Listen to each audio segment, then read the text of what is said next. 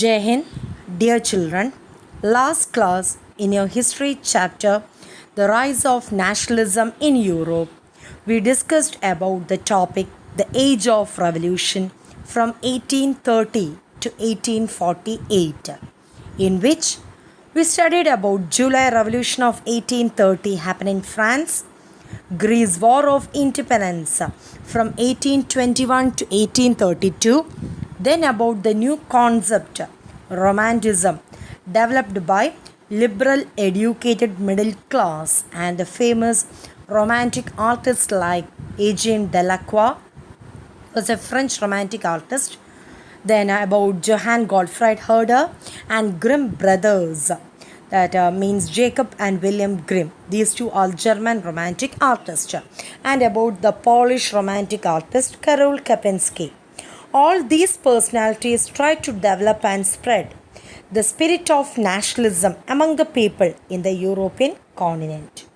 Then we studied about the revolution of the liberals in 1848, in which we go through the famous Frankfurt Parliament meeting and the ideas put forward by the liberals in the meeting to the conservatives, especially to Prussian King Frederick William I, to draft a constitution, and also the idea of unified German states, which was rejected by Frederick William I, and the Frankfurt Parliament meeting became a failure. But after this incident, the conservatives, which include the monarchs, that means the kings or rulers, decided to give some concessions to the liberal educated middle class. Firstly, it was done by the Habsburg Empire by giving some concessions to the Hungarians in 1867, and then the Russian Empire along with the Habsburg Empire. They abolished serfdom and bonded labor in their area. So the year 1848 is very important related to the history of Germany. So today we are going to study another topic related to the chapter The Rise of Nationalism in Europe. Which is that topic? Yeah, it is the making of Germany and Italy. First of all, we are going to study how Germany became a unified country. In your textbook itself, this topic is starting with a question. Can the army be the architect of a nation? Especially about Germany. From this question itself, we are getting a hint that the army played a lot of role in the unification of Germany. So we want to study in detail about this because we already studied in the Frankfurt Parliament area that during this time no German empire existed in the continent. So here, which empire's army helped Germany to become an unified country? Any guess? Yeah, it is the Prussian Empire's army. So, the Prussian Empire and their army works a lot for the unification of Germany. So here once again we want to have a look on the Frankfurt Parliament, and the incident happened in the year 1848. On 18th May 1848, 831 elected representatives, they convenes in the St. Paul Church to draft a constitution for a German nation. In this meeting, the Prussian King Frederick William IV also participated. And these elected representatives, they presented the constitutional law before the king for his approval. So it was a meeting between the conservatives and the liberals.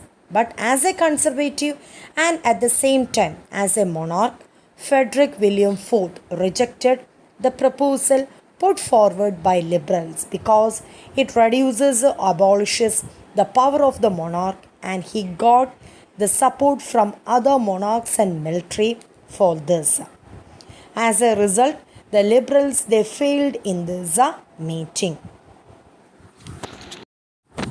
But the conservatives they came to understand that if the empire is unified with large areas of territories and a new modern army, everything, then they can develop their economic condition also. So here, what happened is that after the Frankfurt Parliament meeting, the Prussian king succeeded, but he decided to unify his country because conservatives are of the opinion that through national sentiments like giving a unified identity to the country, we can establish good political dominance.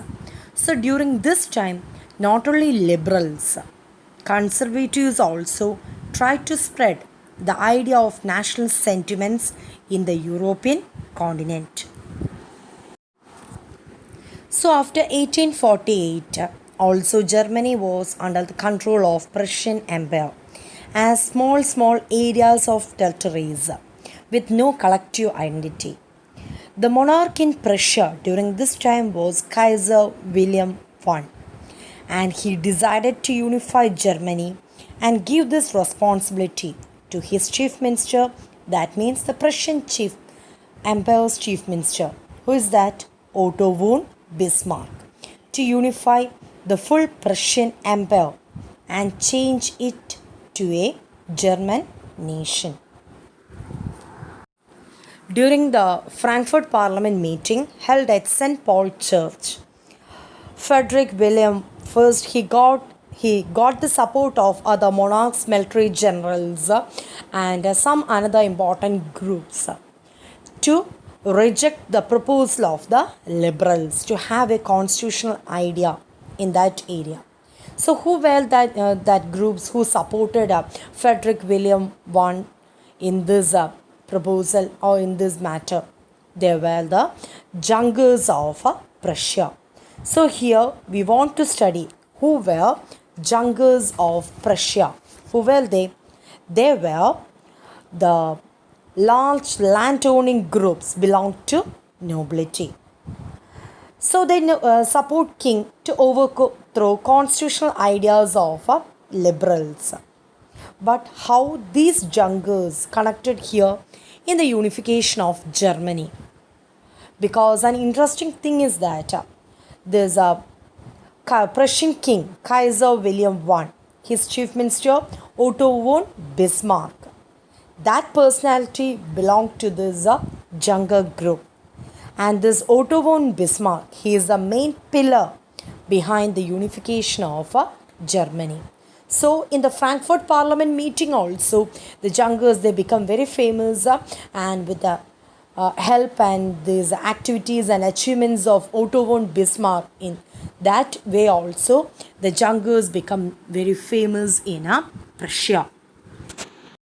So we want to study in detail about the great personality Otto von Bismarck, because he was the main pillar or the main person behind the unification of Germany. This Otto von Bismarck, he was a arch conservative statesman from Prussia who governed German and European interest.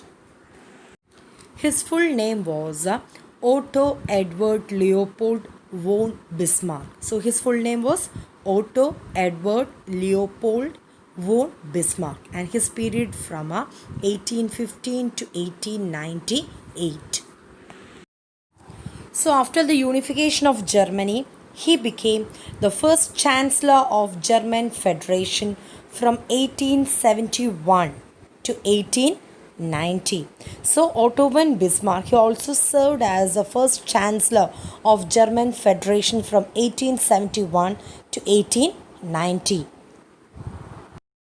Otto von Bismarck, he was also famous as the Iron Chancellor of Germany. So why he was famous as the Iron Chancellor of Germany? Because of his policies adopted by him against the expansion of areas and his ideas towards his enemies. He was called as the Iron Chancellor of Germany. His famous policy of blood and iron made him an Iron Chancellor, because he was of the opinion that he wanted his military to be unsympathetic to the enemies in the use of sword or in cruelty or in a strictness or in shedding of blood. In any of these ways, they don't want to be any sympathetic towards the enemies. So he was of the opinion that in order to win, we want to use all sorts of oppressive methods against the enemies. Because of all these reasons, he was considered as the Iron Chancellor of Germany. From this, we can understand that this Otto von Bismarck, he was such a great personality, and the Prussian king, Kaiser William I, he just handed over the responsibility of unifying the German territories to such a great personality. And Otto von Bismarck, with the help of Prussian army and an efficient Prussian bureaucracy, fought wars against those countries who were having the control of German territories. For example, he fought wars against Denmark, Austria, and France to capture German territories from their control. He fought 3 decisive wars in 7 years against Denmark, Austria, and France to capture German territories. The wars fought by Bismarck in 7 years against Denmark, Austria, and France were known as Danish-Prussian War, Austro-Prussian War, and Franco-Prussian War. The Danish-Prussian War was fought in the year 1863, and this war helped Bismarck to capture the German areas already controlled by the Danish king. So next is the Austro-Prussian War, fought in the year 1866. This war is known in different names as 7 Weeks War, German Civil War, Unification War, Fraternal War, Brothers War, German War. And this war is fought between the Austrian Empire and Prussia. In this war, Prussia, with the help of Otto von Bismarck, captured those German territories under the control of Austria. Among the 3 wars that fought for the unification of Germany, the last one is the Franco-Prussian War, otherwise known as Franco-German War, fought in between 1870 to 1871. This war is considered as the most significant war of the 19th century.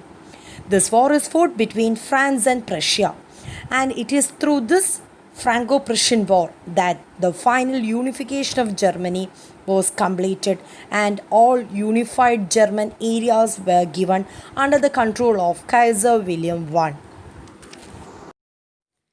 In January 1871, Otto von Bismarck, along with other great personalities, went to the Palace of Versailles in France, and there an assembly was held in the Hall of Mirror in the Palace of Versailles with princes of the German states, representatives of army, important Prussian ministers, along with Chief Minister Otto von Bismarck, and there they proclaimed Kaiser William I of Prussia as the head of German Empire. So why the Germans selected this Palace of Versailles in France for proclaiming their unified emperor? Because the France, they want to crush Germany. So Otto von Bismarck, he selected the same place to proclaim them as a unified German empire and to proclaim their emperor, who is that? Kaiser William I. After all these, the Germans, they decided to spread in Germany all those modern principles they want to spread in Prussia, like a unified currency system, then another one that is unified banking system, and to have a good legal and judicial system also. So they spread this type of new unified currency, banking, legal and judicial system in this Germany. At the same time, Prussian measures and other practices also became a model for the rest of Germany. As a result of all this, Germany became a unified country under the leadership of the famous personality Otto von Bismarck. Like Germany, Italy also had a long history of political fragmentation. Before going directly into the topic, first we want to know about the structure of Italy. So, about the structure of Italy, Italy was divided into four parts. North Italy comes under the control of the Austrian Habsburg Empire, and the central part that we can call it as Central Italy, where the papal state is coming and it is controlled by Pope, and he is the head of Christianity. Then South Italy, it is otherwise known as Kingdom of Two Sicilies, where under the domination of Bourbon kings of Spain. And next is the Sardinia Piedmont. These two are islands, and only these two islands were under the control of the Italian princely house. So all the other areas of Italy were ruled by different kings or monarchs, and only the Sardinia Piedmont, these two islands were only under the control of the Italian princely house. This was a condition of Italy before unification. Just like the ideas of Prussian king to unify Germany, to have a common identity and to safeguard his power from the liberals. As a conservative, the Italian king Victor Emmanuel II, who ruled over Sardinia Piedmont, also decided to unify Italy into a single unity, to have economic development and also to unify Italian areas into a single identity. For this unification, he got the support of three eminent personalities. So, total four great personalities are there behind the unification of Italy.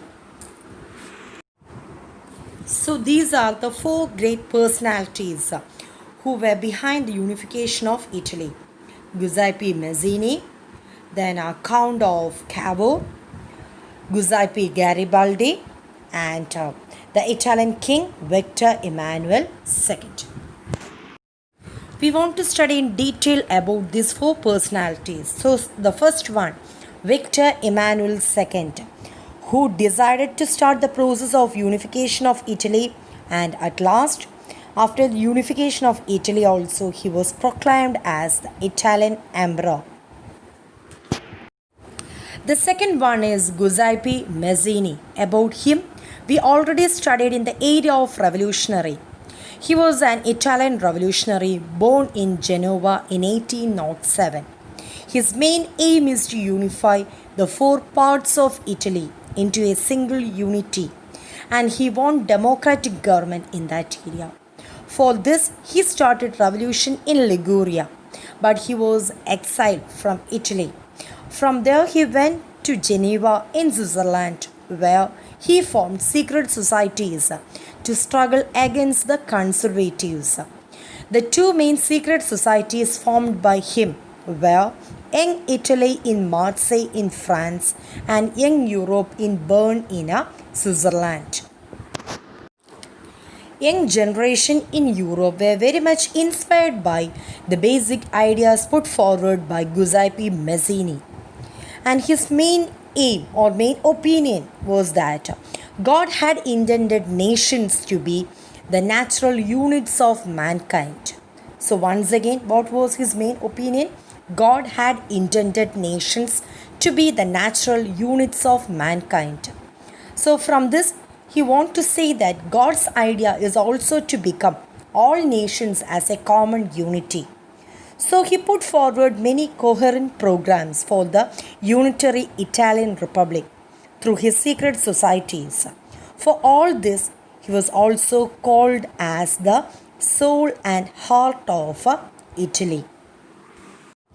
The third one is Giuseppe Garibaldi. He was an Italian military general who worked a lot for the unification of Italy. He was an Italian nationalist revolutionary who fought for Italian independence and political unification. In 1848, he played an important role in the movement for the Italian freedom.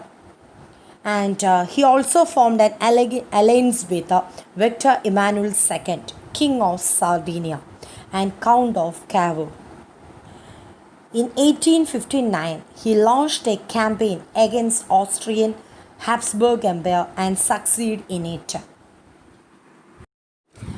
As an Italian military general and a revolutionary, Giuseppe Garibaldi, he took the responsibility of unifying the south of Italy under the control of Austria-Habsburg Empire with the help of his military group known as Red Shirts, or they were otherwise known as the Corps of Volunteers.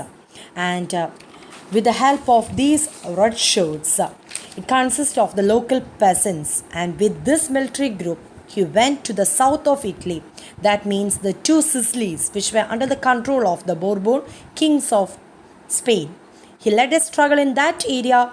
Garibaldi succeeded in defeating the Bourbon kings of Spain in two Sicilies and captured the south part of Italy and unified it with the Sardinia Piedmont area. So he is also considered as the fathers of the fatherland. So Giuseppe Garibaldi, he was the main personality behind the unification of Italy because he unified the southern Italy, that means the two Sicilies of two kingdom of two Sicilies, that area, to the Sardinia Piedmont. The fourth and the last one is the great personality in the unification of Italy, Count of Cavour. His full name is Count Camillo di Cavour. What was his full name? Count Camillo di Cavour. He is the chief minister of Victor Emmanuel II. He is a diplomatic person. He was neither a revolutionary nor a democrat. And he was the active force behind King Victor Emmanuel II. And he was responsible more than any other man for the unification of Italy.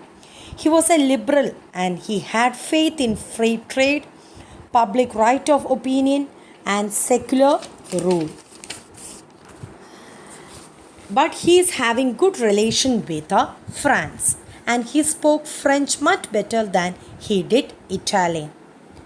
So the Italian princely king Victor Emmanuel II, he gave the duty of unification of Italy to his chief minister Count of Cavour. That means he was the chief minister of Sardinia Piedmont area. So Cavour decided to struggle against the Austrian Habsburg Empire in the north of Italy and capture that area. For this he got the help of France also. And at last Cavour was able to capture north of Italy and unify it with the Sardinia Piedmont area. So because of his intelligent way of thinking and deeds, he is known as the brain of Italy. As a result of the help of Garibaldi, Count of Cavour, and Giuseppe Mazzini, Victor Emmanuel II was able to capture north and south of Italy.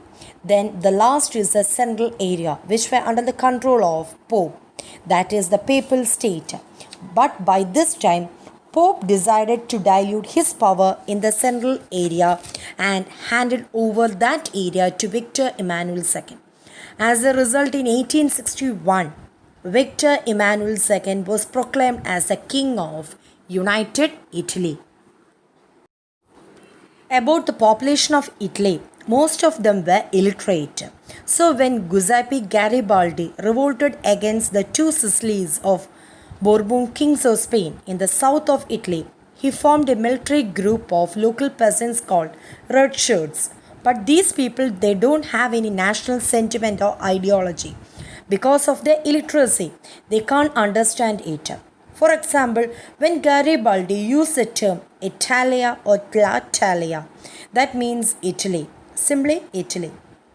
But during his struggle against the two Sicilies of the Bourbon kings of Spain, these illiterate groups, they thought that his L'Italia or Italia was the queen of Victor Emmanuel II, and she was captured by the Spanish rulers.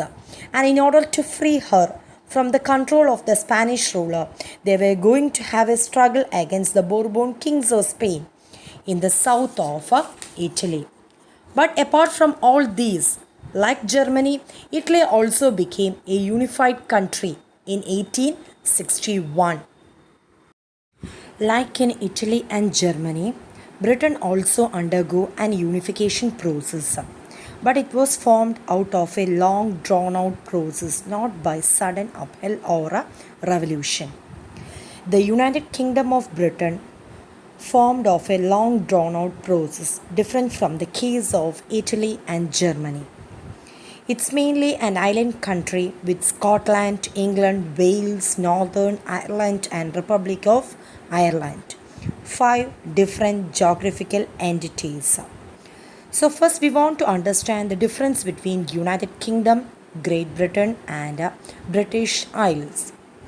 When Scotland, England and Wales joined together to form a union, it is known as Great Britain. So, when Northern Ireland joined with this union, it came to be known as United Kingdom. So, Scotland, England, and Wales joined together to form Great Britain, and when Northern Ireland joined with them, with that union, it came to be known as United Kingdom. So, now about Ireland. Ireland is divided into two parts, Republic of Ireland and another one, Northern Ireland. And these two parts didn't join together, and only the Northern Ireland joined with Great Britain and came to be known as a United Kingdom. So simply we can say it as an equation to remember very well. For forming this Great Britain, England, Scotland and Wales they joined together. So to form Great Britain, England, Scotland and Wales they joined together. And next to form the United Kingdom, England, Scotland, Wales and Northern Ireland they joined together. To form United Kingdom, England, Scotland, Wales and Northern Ireland joined together. The British Islands like England, Scotland, Wales and the two parts of Ireland. All these areas together they joined to form British Isles. So the British Islands like England, Scotland, Wales and the two parts of Ireland they joined to form the British Isles. So this is the political composition of Britain. So now we want to study how United Kingdom formed. As a part of evolutions and negotiations of a long drawn out process led to the unification of Britain, because various ethnic identities lived in this area, like in England, the English, Scotland, the Scot, and Wales, the Wales, and Ireland, Irish. They have different ethnic composition with different culture, language, and tradition. Then we want to study how they unite together with these different ethnic identities to form a single unified area. For example, we can take the case of England from these groups. England, that means the English. They were the first to become powerful, popular, and prosperous.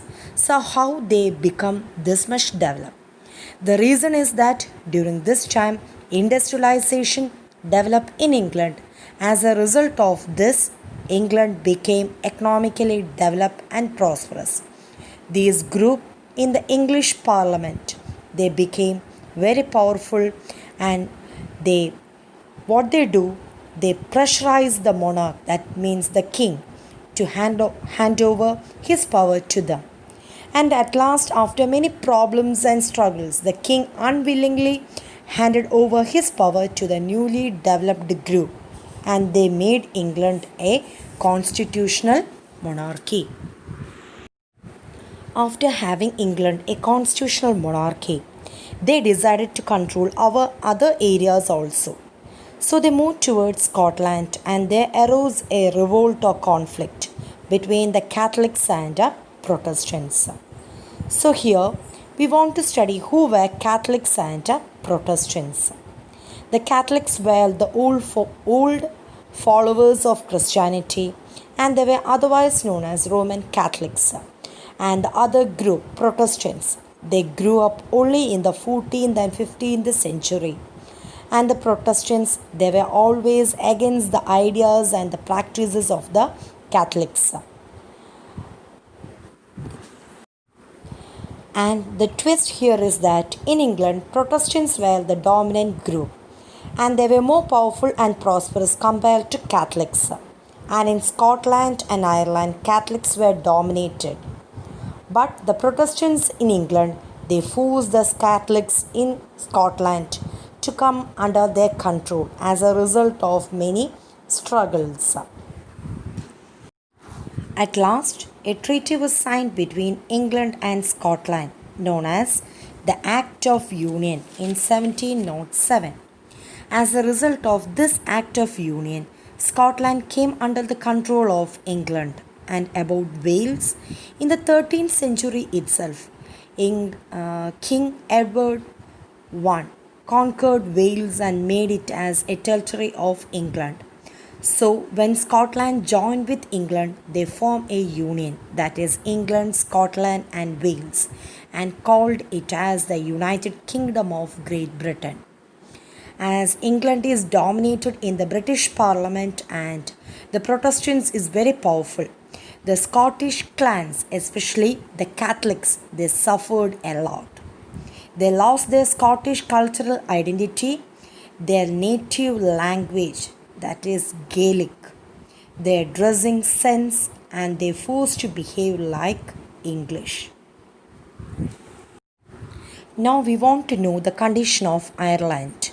Like in Scotland, Ireland's citizens, that means the Irish, were also divided on the basis of religion as Catholics and Protestants. As the country is divided into two sections as Northern Ireland and Republic of Ireland. This Northern Ireland is dominated by the Protestants and they were very much rich and powerful. And they also got the support of Great Britain. So the Northern Ireland, they want to become a part of Great Britain. But the Catholics in Northern Ireland, they don't want to be a part of Great Britain.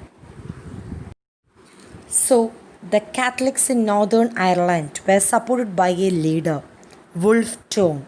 He led a revolt in 1789 against the unification of Northern Ireland with Great Britain with the help of his Irishmen. But he failed in his revolt, and in 1801 an act was signed between Northern Ireland and Great Britain. As a result, the Northern Ireland became a part of United Kingdom. But then also the Republic of Ireland was a separate country. After all, England, they form a British nation, but they came to understand that there was no collective sense of identity between these peoples. So England, they decided to have some commonalities in these areas. So they dominated the English culture through the propagation of various symbols for the new Britain. For example, to dominate the English culture and to have the sense of commonality, first they develop or they form the British flag. This is known as Union Jack. Then the national anthem, God Save Our Noble King. And also English language dominate in all areas and were made strict. As a result, small areas lost their identity. And after all, they began to have a common identity of United Kingdom. And the older nations survived only as subordinate partners in this union. So, my dear children, please watch this video very carefully and note down the important points. Then read your textbook 2 or 3 times. Okay, thank you.